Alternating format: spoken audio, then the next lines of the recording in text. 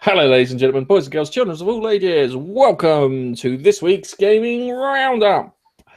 Unfortunately, our social media darling, Nigel, has escaped the cupboard, and we can't find him anywhere. We've sent out dogs, anything. If you see a short, slightly angry ginger person, please report him to us so we can put him back into the cupboard and keep an eye on him. Anyway, I am joined by Keith. Say hello, Keith. What? No, we are live this week. I was waiting for that. No. All right, then hang on a second. We're live. There you go. Thank you. No, Thank you. the reason it's really odd. It doesn't feel the same without it. Do you know what the funny thing is? I'm not the only person who does "We Are Live" or something along the same lines when they're doing Hangouts.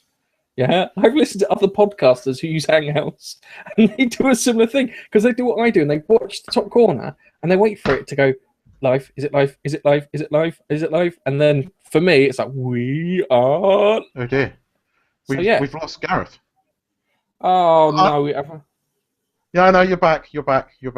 Am I back? I was about to say, I'm going to have to present the gaming roundup on my own. That's going to be fun, isn't it? You still cause an argument, Keith. You know. Yeah, I'll end up arguing myself. You somehow would argue with yourself. Anyway, just to start off with the rundown, we've got some sad news with the passing of Nintendo's Satoru Iwata. I can't say his name properly. I always butcher foreign names. And then we're going to move on to the Five Nights at Freddy's 4 trailer. We're going to talk about Fallout 4 mods on PS4. And then we're going to top off with Shia LaBeouf and Sonic, which is a brilliant story. And it may be the first one I put out this week on the YouTube channel. So, should we kick this bastard off? We should, yes. Okay, right. So the first one we've got is the sad passing of Nintendo's CEO Satoru Iwata. If I can say his name right. He had, I think, he had a problem with his pancreas, and he passed away at the age of 55. He'd been doing the job for quite a while. I'll be honest with you, he's probably the guy that we direct a lot of our Nintendo "What are you doing?" shit at. Yeah. And we've talked about other people passing. We talked about was it Christopher Lee on the Geek Corner, and we talked about other actors and stuff, and Leonard Nimoy too. But the difference was that these people had, sounds awful, had kind of lived their life. They got to a good age to kind of pass on. But Mr. Iwata, I can't say his name right, only made it to 55, and I think that's a little tragic. It's weird because he did do part of the E3 broadcast last month, so I imagine that was some kind of complication that caused it, and I think it's tragic whenever you give someone like that. The guy was very, how can I put it? He was very honest, as one of these execs goes. I know we talk about Phil Spencer a lot being kind of the guys rescuing Xbox and whatnot, but this guy was honest. An example of this is when they changed the pricing for the 3DS because it was too expensive, it wasn't selling. He apologized to people and then gave them 10 free games, which was pretty good. He didn't have to do that. He could have just went, no, tough. You're an early adopter. That's what comes with the territory. But he didn't. He apologized and said that. Not many people do that. He had an ethos behind games being fun, which I know there's lots of people going, oh, games don't have to be fun. Well, why the fuck would you play it? Seriously, why the fuck would you play it? Because if you want to play something miserable, yeah, you go live real life. Go watch the news. Seriously, 20 minutes of fucking news, like the horrors going on in the rest of the world, if you want fucking misery. Yeah? Games are designed as an escape, primarily. It's to take you off in some kind of fantasy world. Doesn't matter if you're a fat Italian plumber crushing turtles under his own weight, yeah, a giant Tonka toy with a Fisher-Price gun shooting aliens, yeah, or an angry Greek god with a set of blades trying to wipe out the Greek pantheon. It's all about having fun and escaping. You can have these other games, but I'm not interested in them because I want to escape. I want to have fun. And this guy was for that. For that, I respect him because he had the same kind of ideals towards games that I have. And you can see that in the Nintendo games where they are fun. Anything to Yeah, add no, there? I agree with you. I think we shit upon Nintendo sometimes, but Nintendo do still have some of the best sort of escapist games, in my opinion. They're just fun. When you get a group of mates over, I still love getting the Nintendo Wii out and with a group of mates and playing Mario Kart. I love it, and I was sad for this guy dying, but I pretty much agree with what you said. Yeah. I don't Yeah, really have a lot to add to that. So no, it's not because we didn't. It's not like he's a work colleague or something. It's someone that we knew. Yeah, we hadn't had a personal conversation with him or personal interactions with him, but we knew him, and he was like the face of the company. yeah, And but still dying at 55 is tragic. it is a shame. I mean, it is tragic. I mean, anybody that dies young is tragic. And yeah, I know we've sort of probably aimed a lot of our shitting on Nintendo at this guy. It's very sad.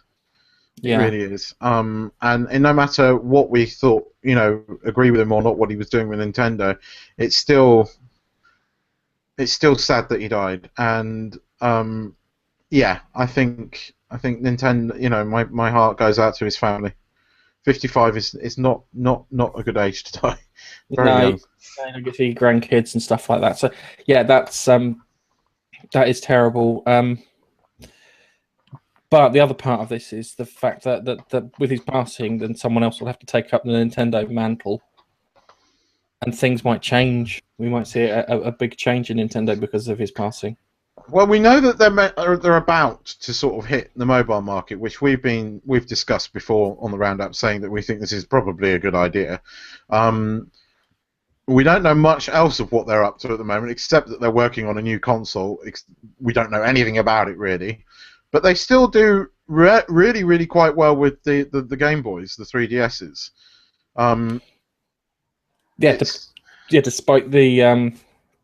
Despite the shrinking market with tablets and smartphones and whatnot, especially with tablets and smartphones get larger. The thing is with tablets and smartphones, they're so bloody expensive, and now you have to get 2-year contracts on everything. Of course, the bloody market's shrinking. It could never be sustainable like it was. But Nintendo is still doing damn well with those 3DSs. Yeah, it is one of these things. So we didn't know. Yeah, I have to be completely honest with you. We saw you as a figurehead, and we're kind of gonna miss you. And it's tragic that you're passing out. And our condolences go out to your family and loved ones, and hopefully, everything will get better. That sounds really terrible. I'm trying to be genuinely sincere because it is. But as I said, it's difficult because you don't know the person. If I known him personally, it would have been all right. But I don't want to come across as too insincere. I need to be I know as what you genuine mean. as possible.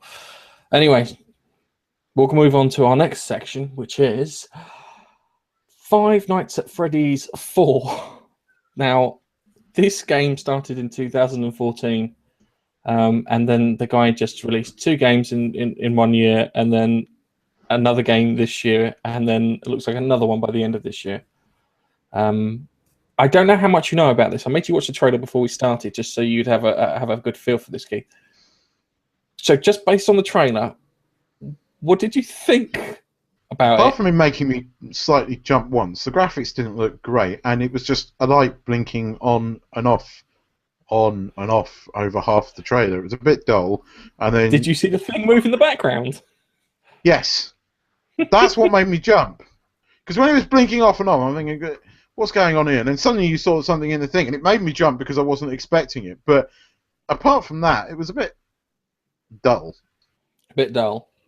Yeah, sorry. Am I meant to go? Wow, it's amazing because no, you're not because when you play the games, you understand, what they're like and everything. But everybody, what's it? Five Nights at Freddy's is like a YouTube horror phenomena thing. Everyone has to play on it. It was before then. It was the Slender Man and the 8 Pages, and then all the variations on the Slender Man games, and then SCP briefly, and then something else I can't remember. But this Five Nights at Freddy then became the go-to horror game for jump scares and whatnot. And it's pretty much made famous by your mate PewDiePie. Oh, God. Love Pewdies. and Markiplier. So it's like it's the kind of YouTube bait. But the new one looks quite good because the other one was literally it was you sitting in a control room and you're like kind of flicking through the surveillance cameras and you're trying to catch these animatronic things moving around. Yeah, you're not allowed to. For some reason, you're not allowed to tase them or hit them with a baseball bat or disable them in any way. Yeah. So you have to like shut the doors and whatnot and let the things go roaming around. If you don't, then they catch you and they either try to rip out your skeleton or force you into a suit. Oh, something nice and pleasant then. Oh yeah, something nice and pleasant. But there is a great story and lore behind it. And the story and lore behind it is there was this there was like the original Freddy Fazbear's Pizzeria where they only had one of these animatronic things. And apparently this murderous paedophile killed a child, and then the child then haunted one of the animatronics, and then the paedophile then showed up and killed another 5, and then those 5 then haunted the animatronics and then scared this guy into this suit, which then crippled him and killed him, and then got buried away, and then got dug up. But it's very subtly hinted at all the way through the game, which is probably the bit I'm more interested in rather than the stupid jump scares. And I'm tempted to play it drunk because I'm not going to jump. I don't think I'll jump at it normally because it'll be like. What, like when you played the PT demo and coined the phrase no. "double fuck, double fuck, double fuck"? No, you can't. No, not one fuck will do. A double fuck. Still one of the funniest videos on our YouTube channel. It is one of the funniest videos. I think I might get the 4th one again the moment it comes out. I have to go to the bloody Windows part of my computer though, which I should use more. No, you shouldn't. No. Do you know the worst thing is Windows on a Mac runs really well. Yeah, I know. It runs better than on any other PC. I don't get it. How does that fucking work? Because it's a Mac. It's because they spent ages, properly going over their hardware and stuff the same way that people create the PS4 and Xbox One and whatnot. But yeah, I like the look of it because it's taking you out of the kind of pizzeria area where you're having to do the security cameras monitor. I think you're a child. Given the angle and the height and everything, I think you're a kid. And if you're a kid, that gives it a much scarier angle. Because you have to remember, this is one guy that makes this game. There's a guy called Scott Cawthorne. He makes the game all by himself. Yeah, it's just massive respect there. Yeah, anyone who can sit down and make a game all by themselves like that and then have it be a huge... How long does it take him? Given the cycle, probably about 6 to 7 months, I'd say. These games aren't incredibly fast. What's he doing? Is he sleeping? It's what do you call it? He's not. How can I put him? The games aren't super technical. Yeah, they are not super technical, but they are. It came across a good mechanic, which no one else had. I think I would describe it as being close to somewhere between one of the old Sega CD games and a PowerPoint presentation. I'm not joking. All right, but to be but he does all the animations for the other bits. So still to do that is immense. I'm in awe of a guy who can create a game. Doesn't matter if it's good or bad. If you can just make a game, yeah, that's better than anything I could create. Then you get props and respect. And this guy has been literally pumping these games out, and this is probably the last one. I think the reason that he originally pumped these games out because he created like a kids game, and someone made a comment that the characters in there were really creepy, and they went, "Fuck it, I'll make a horror game." And these will be the stars of the horror game, and it works. I'll have to show you some of the bits after, but it's cool. I'm hoping this is genuinely the last one. I'm hoping that you are playing a small child running around a house, being terrified by these fucking animatronic things that have got out. Says the father of one. Says the father, yes, because that's going to be entertaining. You can't sit there and say that doesn't sound terrifying to you because if they hide the things like hiding in the beds, hiding in the cupboards, in the closet. Yeah, if they want to do something right, they have to have a little pee meter. So when the kid needs to go for a pee, he has to flush the toilet, and that's when an attack could happen. Yeah, this sounds really odd. As a child, I was always terrified that I would get attacked by either an alien, a robot, or a ninja when I went for a pee in the middle of the night and had to flush the chain, because the sound of the chain flushing would cover up the sound of them attacking me. I just got this vision in my head of the pee ninja. Toilet ninjas. Toilet ninjas. Teenage Mutant Toilet Ninjas. No, that's wrong. Right. It is wrong.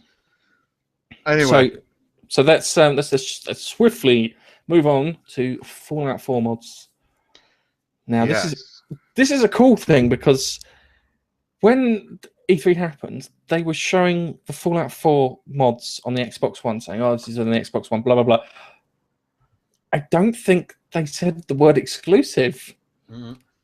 I don't think they said the word exclusive. I can't remember them saying they didn't.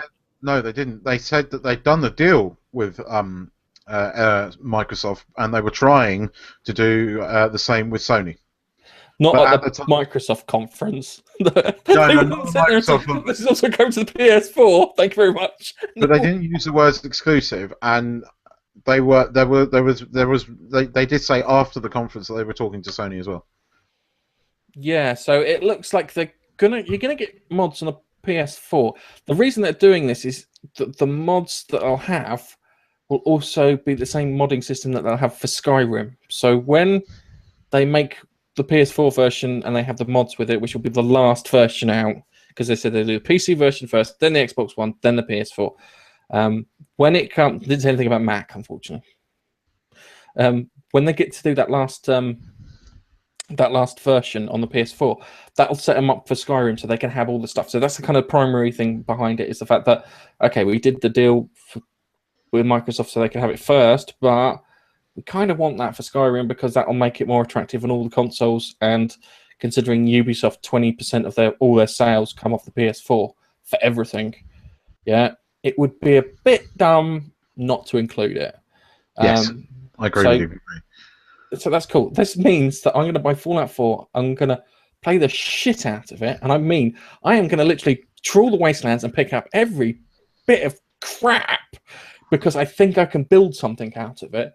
And then I'm going to stash it away, build my place up. And then when I finish doing that, which will probably be April next year, then I'll hear something about a Fallout mod thing coming in September. And then I'll get to play it all over again because there are some cool mods that they've got from, especially, as I said, I think the Dust New Vegas one was quite a good one, where they have the radioactive dust and you have to go through the area. You're really, really excited about this game, aren't you? Yes, you have no idea. The Fallout 3 I bought on a whim. I literally was in Tesco's as I was getting shopping. I went, fuck it, I love that. Popped it in the trolley, went home, started playing it. First hour, go outside the vault. Okay, did a little bit of exploration. Chatted to what's his name? Who's the actor's name? Who was in Malcolm McDowell. Well, I didn't chat to him. I talked to an iBot thing, and it was him over the radio, and it was like, oh, this is quite impressive. And then I started walking through the thingy, and then I decided to blow up a town with a nuclear bomb. I was hooked. And it was like kind of be the good guy, be the bad guy, and it's like kind of I'm going to save it here. I'm going to be the bad guy. Yeah. Wandered up to a place called Tenpenny Towers, and it was like kind of you could have the honor of pressing the button. And then in the background you see this fucking great big nuclear explosion. It's just like gorgeous.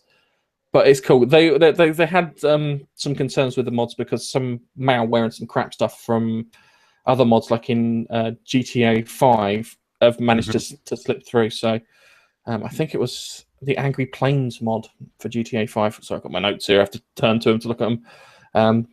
The Angry Planes mod GTA 5 had a thing in it which would basically try and run script on your computer, and they did something else for Splinter Cell, which had a soft modding option too. Which so can they do that via console? See, that's the thing is they said that they're worried about it, but they believe it won't happen because no one's got these are closed systems. Yeah, even though it's running Windows 10, it is a customizable closed system version of Windows 10. Yeah, so that's not cool. Annoyingly, there was another really cool story, but we'll cover it in the Geek Corner about Windows 10 may be mandatory for home users. Yes. So yeah, we'll cover that in the Geek Corner because that's going to be interesting because I'd hate to be screwed over. I think I've got professional on my computer. And they're flogging it on USB as well now. Flogging it on USB? Oh, cool. I'll be honest with you. And yes, you have got professional because I gave you it. Okay, I'll be honest with you. I didn't use the disc you gave me. What did you use? I downloaded it from the Microsoft website.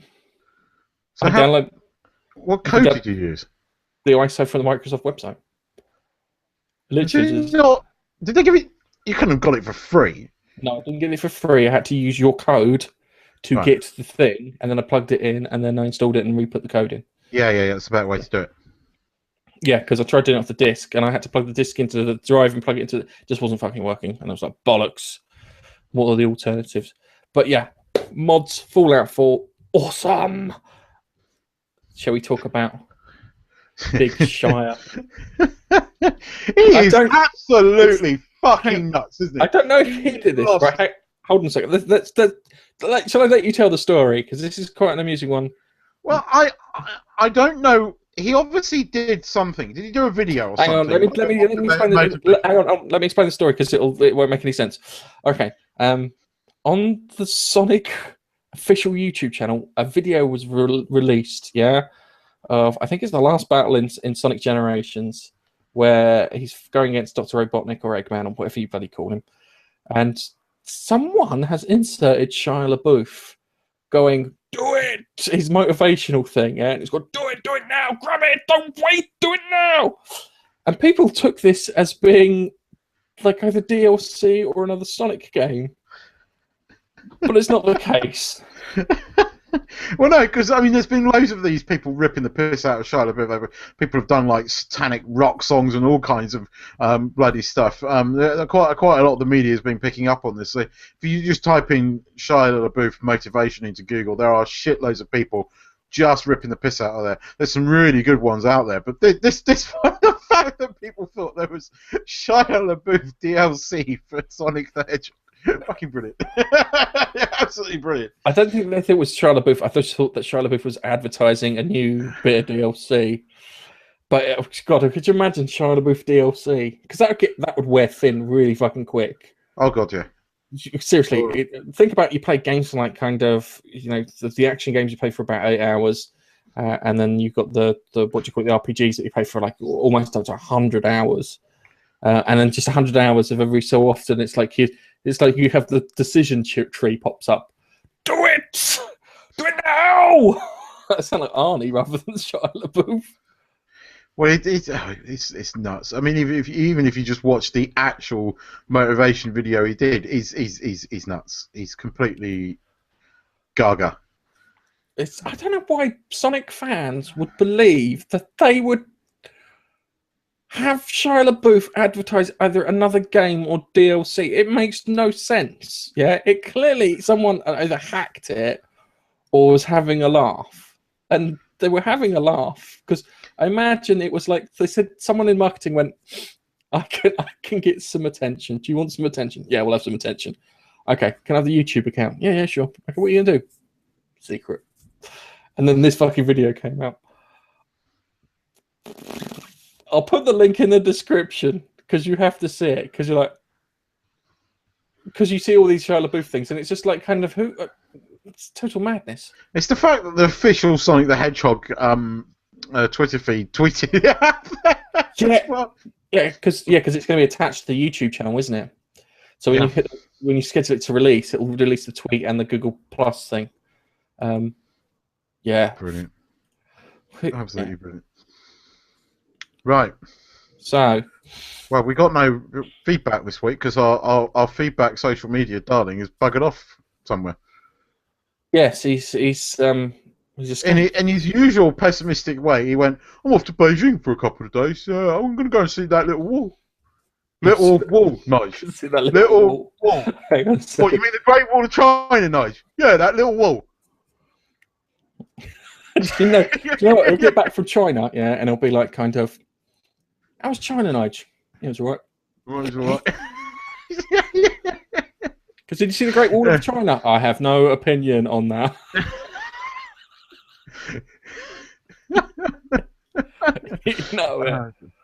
But yeah, on the bright side, we have 204 subscribers to the YouTube channel. We have 1,002, I think, Twitter followers. It may have changed since I've watched. Oh, did we go over the 1,000 yesterday? This morning, went over this. It was about 5 o'clock this morning. It woke me up. Sun was coming up, and it woke me up. I didn't know that. I'm going to have to confirm this now. I am going to have a look at this. Confirm it to your heart's content. Yesterday, when I was talking to the Neister, we were on 968, but he did follow 250 people on Tweepy. We have 1,005 now. We finally hit 1,000. That's a milestone. So we got that. We got 374 on what do you call it? Our Facebook page. And everything's quite cool in regards to that. So, would you like to shamelessly plug ourselves, or would you like me to just try and pull the comments out? No. I'd like to plug ourselves. I know.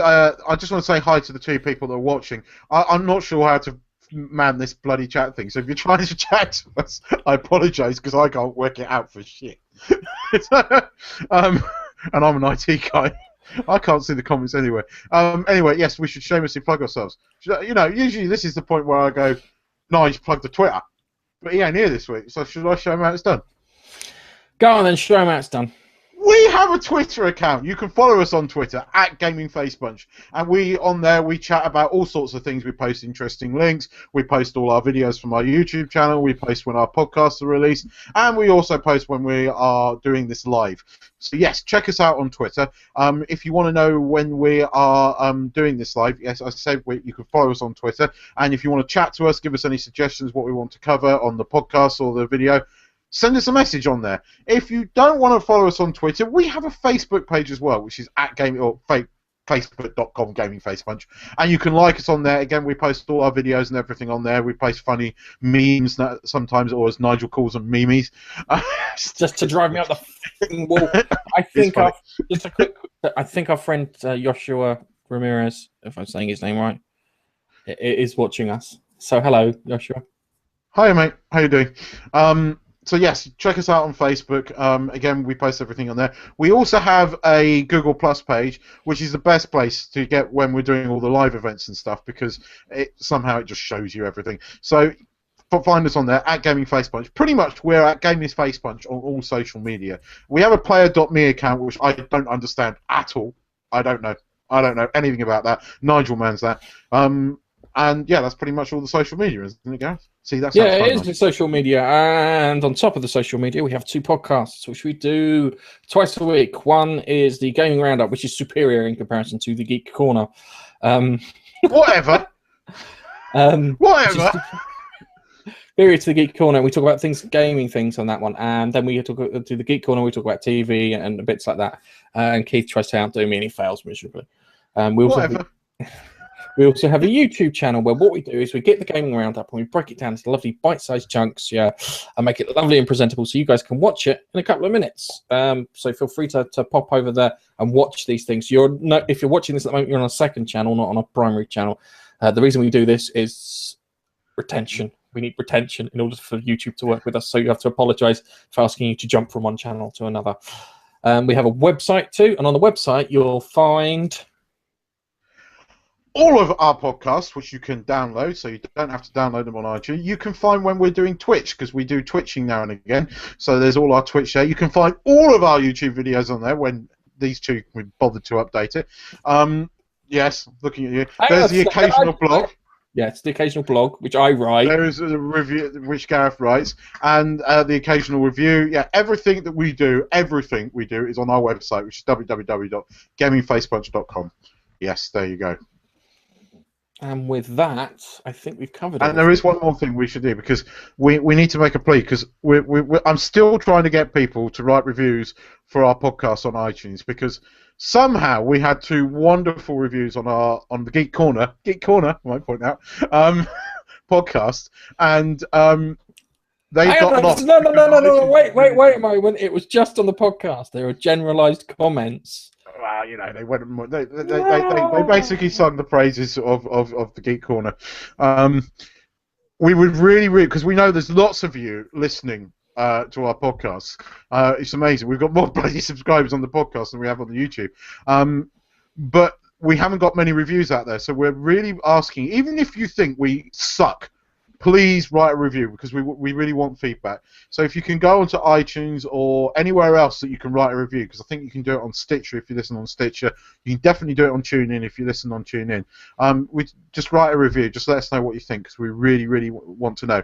Send us a tweet at Gaming Face Punch as well. If you can't be bothered to write a review, just send us a tweet. Tell us we suck. Tell us we're great. We just want to know. That would be really nice of you. We love you forever. And we will give you a shout out on the podcasts and the video. Yes. So if you want to see your name in bright, shiny colours, because I'll do jazz hands and everything, please give us a review or send us a tweet and just let us know what you think. Thank you very much. And with that, actually, I just want you to do one thing, Keith. Yeah, I want you to do jazz hands and go, "You're awesome, we love you," like that, please. I know that this is going to be used against me, but you know, I never want to shy away from it. You're awesome, we love you. See, Nigel, that's how you do jazz hands. And that's going to be the placeholder for all our feedback in the future. You think I'm joking? I'm going to see. No, I don't. That's the problem. I'm going to see if I can run it through a couple of filters and stuff to make it look really cool on After Effects. So that's going to be fun. So for those watching, hi. Thank you. Thank you for watching. I forgot where it was there. I've got a bit of a headache now. Thanks for watching. Pop onto our YouTube channel. We've got videos and bits on there that you can watch. Quite interesting, entertaining. If not, either pop to our website and find our podcasts, because you'll find lots of this stuff here. We talk about everything under the sun. I'll be honest with you, we don't really hold back at all. Yeah? No. If we think something's shit, we kind of tell you. Yes, we do. And we tend to argue too, because one person finds something shit and the other one doesn't. And Nigel just goes, I've got no opinion on this. Yes, if you're watching and you don't know who this Nigel is, just go and check out one of the videos. The best way to describe him is he's a pessimistic ginger dwarf. Yep. And he's going to kill me for that. But as he claimed that he wasn't going to bother listening to these, I could probably pretty much say what I like. Right, okay. We just end this off with some insults to Nige, because you know he doesn't listen. Yeah, Nigel, you're short and you're ginger. That's quite insulting, isn't it? Yeah, I suppose it's quite insulting. Nige, you never listen to any of the podcasts I do. No, it doesn't. No. Do you know what that is? You never watch any of the videos I make. That's what I do. I use them to send me to sleep. Well, he doesn't do that anymore. He streams. So, anyway, thank you. He's currently on a plane at the moment, right? He's flying out. Do you know what? He says, I never sleep on planes. I said, mate, take a few of your rounds up. Watch them, mate. You'll fall asleep in seconds. Anyway, before we lose and upset the people that are watching, thank you for watching. Bye-bye. Leave a comment, add a tweet, and we will catch you next time. Bye-bye. Are you going to say goodbye? I said bye-bye. I went, bye-bye. I did with jazz hands and all that shit. Okay, I've just... The thing's popped up on the bottom part of the bar, and I can't get to the hang-up.